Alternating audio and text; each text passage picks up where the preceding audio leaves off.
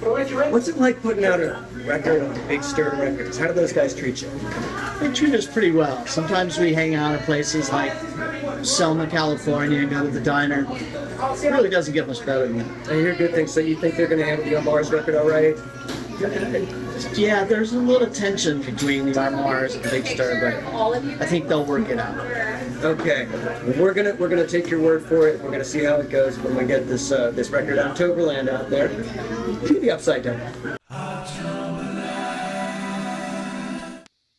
Hello and welcome to another Octoberland Daily Dispatch. Here's the backside of the album. We're here to answer questions from Carla Kane and Rebecca Hall. It's actually Carla asking one question and Rebecca saying, that's Carla from the Corner Laughers and Rebecca Hall from Hungrytown, two of our wonderful Big Stir Records label mates. Carla says, your vocal blends are key to the Armoires sound. How do you decide who sings which vocal parts? And Rebecca says, yes, I've been wondering about that too. We're here to answer, I think. I think so too. I mean, we don't know which parts we're going to sing before we actually start recording. Well, sometimes we do before we start recording, but when we're writing them and arranging them, sometimes that changes. We try them in different ways. We record both parts and then switch them. Sometimes end up switching them halfway through a song. I've sung an octave lower on a song or two. Yeah, and I sing some really high parts sometimes. Even Michael Simmons, when mixing them, would say, "Hey, I'm losing track of which one of you guys is singing which part." And then when Larysa adds a harmony, he couldn't believe that wasn't me. Yeah. So that was funny too. So it's trial and error. What fits the song, what fits the characters that we're embodying, and I think it lends a little bit of mystery. As to who's singing, you mean? Yeah, or just the sound itself. It's a singular sound. So, trial and error. And I think the song chooses it too. Yeah. We always know it's never a point of disagreement when we figure it out. We land on it and it's just right. So, and I'm glad to take that question from two wonderful singers. Fantastic singers. Thanks, everyone. We'll see you tomorrow. Rex, that's our new album, huh? Yes. Can you tell everyone how it's different? Yeah. I think it just has a real sense of time and space and cohesion that came from, like, when you and I started writing these songs, we felt like it was describing its own little universe. That's why we talk about it being world building, and why it's called Octoberland. Mm-hmm. And I feel like everyone that worked on it, that came on board, we would play it for Michael Simmons, and he said, "Yeah, I see what you're going for. I feel like there's a real focus with this band." And we talked to Ridley about the art design, and she said, "Yeah, this kind of timeless Art Nouveau vibe would fit that," and that's sort of what we were all thinking.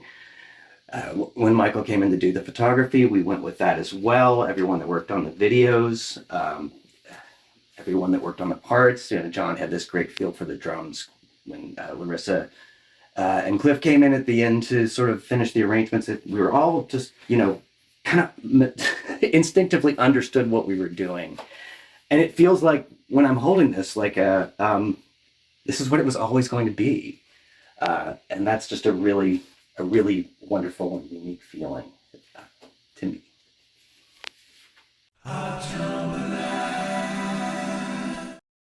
You've got to get him from this angle. All right. Here be. Here you go. Gentle. Somebody's very happy.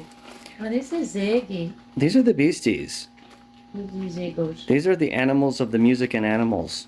This is one of your twin Maine Coons, soft and dark as the midnight skies. He usually has a perturbed look on his face.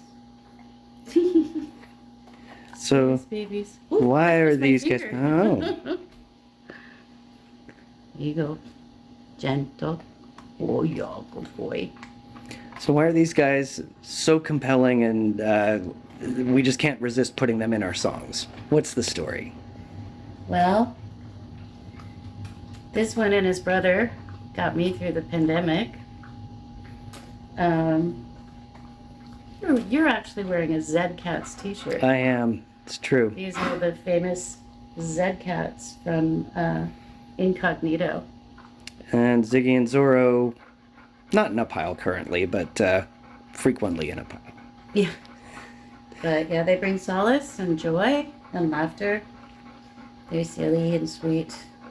And I can't imagine life without animals. That's the fitting note that we end the record on, so yeah. Music and Animals is the last song on the album. And these guys are all in it.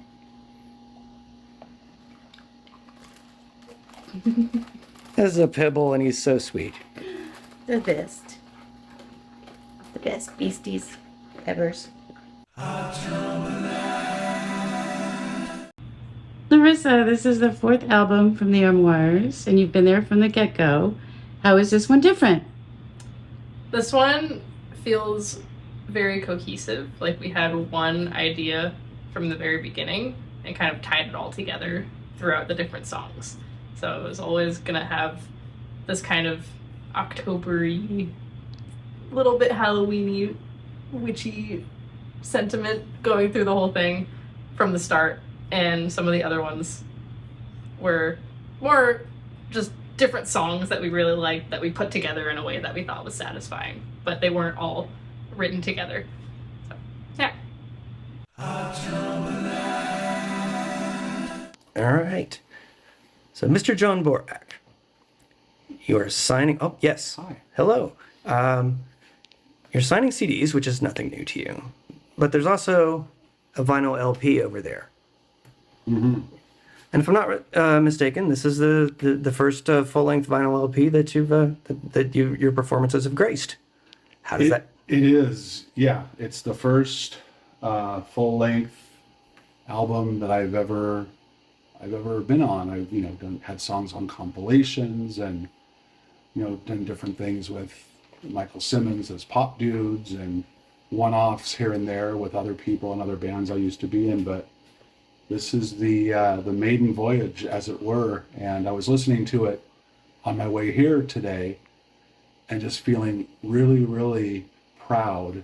Not necessarily proud of myself, but just proud because I think this album is a really cool achievement for everybody in the band. I don't play music with people if I don't like the people, first of all, and if I don't like the music. And that's why I love being in this band, because I love the people, and I love the music, and I really, really love this album. And I would love it even if somebody else was playing drums. I'd probably love it more if somebody else was playing drums. We would not. We would consider that to be, there's Christina.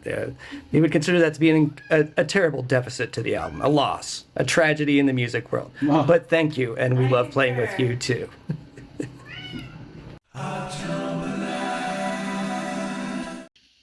Okay, you two. So, Octoberland has a real sense of time and place. Can you think of any other album that has delivered the same experience? No. Cliff? No, but We're the first people to ever do this. it sounds like an excellent idea. Really, really. I mean, no, there absolutely was. I mean, Christina, as you and I wrote this, and then as the band put it together,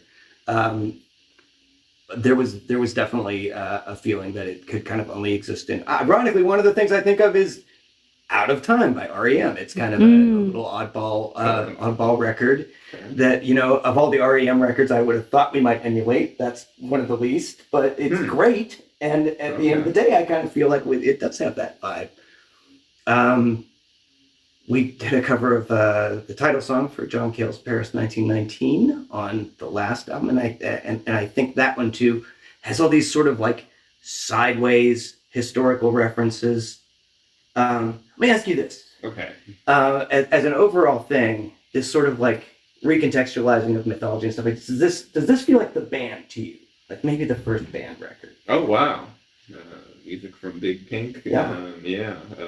But a self-titled one, both of them kind of. Oh, right. Have Yeah. that vibe, Well, right. There's all that kind of Lee Bones stories that kind of got turned into Yeah, they're the whole southern United States mythology, the mythos of. Yeah. Okay. Maybe not. so. In other words, yes. Right. Also, Yeah, the time and place thing, they're just shoot, I had an idea and I lost it.